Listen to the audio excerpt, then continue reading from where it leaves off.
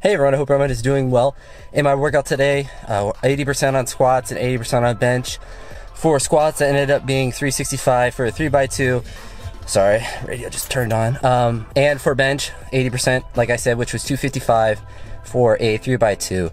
Then for deadlifts, it was up to 70%, which started at 60, 65, and 70, each for a set of 3. The 60% was about 365. Then the 65 was about 405. The 70% was about 425.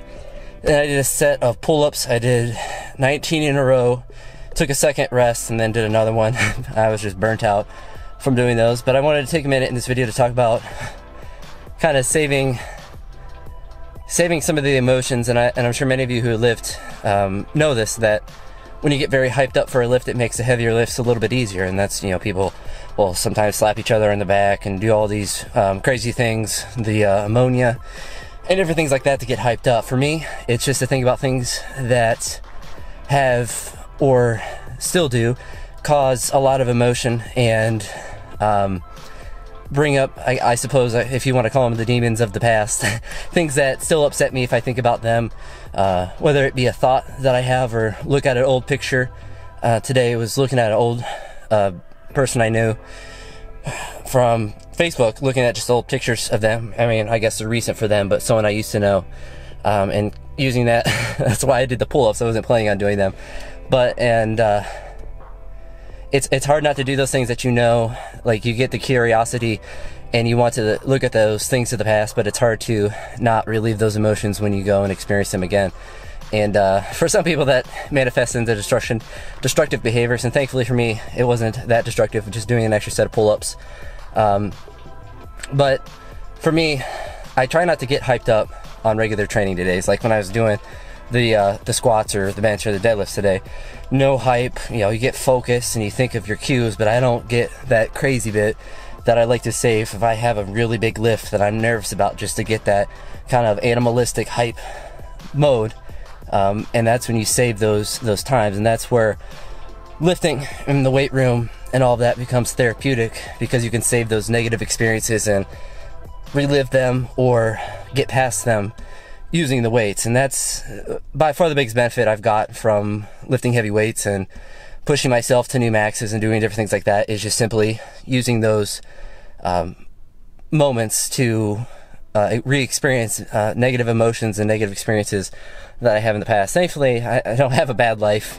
I have good parents and a good family and all of that stuff, but like any other regular person, there's things that bother me in the past that when I think about can bother me and help to develop me into the kind of person I am, with different obsessions and different things like that. But I think it's important for people to have those, not necessarily to have them, but to be able to know how to utilize them in a way that's going to be beneficial to obviously their physical performance through getting more height, but their mental stability and mental health through the manifestation of exercise. Exercise is very beneficial to obviously your just physical health, but also your mental health in general. And most of the research is around cardiovascular work, but I would argue that there's probably a big benefit from lifting weights and more of an anaerobic type exercise. And that sort of mental benefit from that sort of exercise is, I think, the biggest benefit that people can get, and something that I don't know if too many people talk about too much, because everyone likes to try to make it seem like they're all happy and hunky-dory all the time when they are making videos and talking about the things that they're doing. And honestly, I am a pretty happy person. I mean, I'm 23, I'm pretty strong, I have a lot going for me, so I have no reason not to be happy.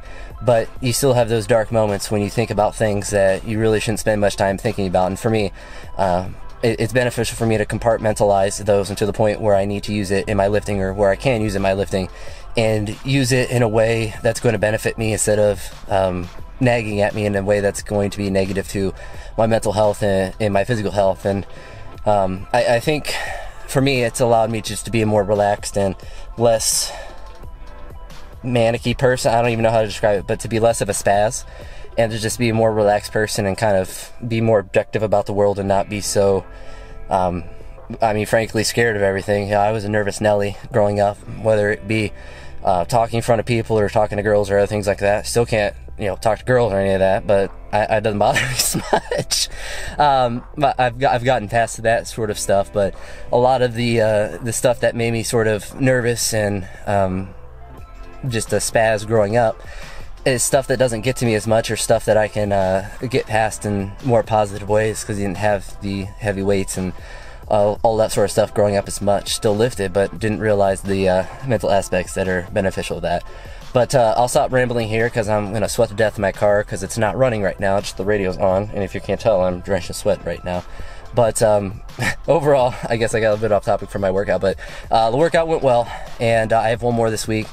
Lighter weights in this one, and I have to double check what the reps are, probably about the same amount of reps, but everything's moving well, feeling good, so another positive step forward.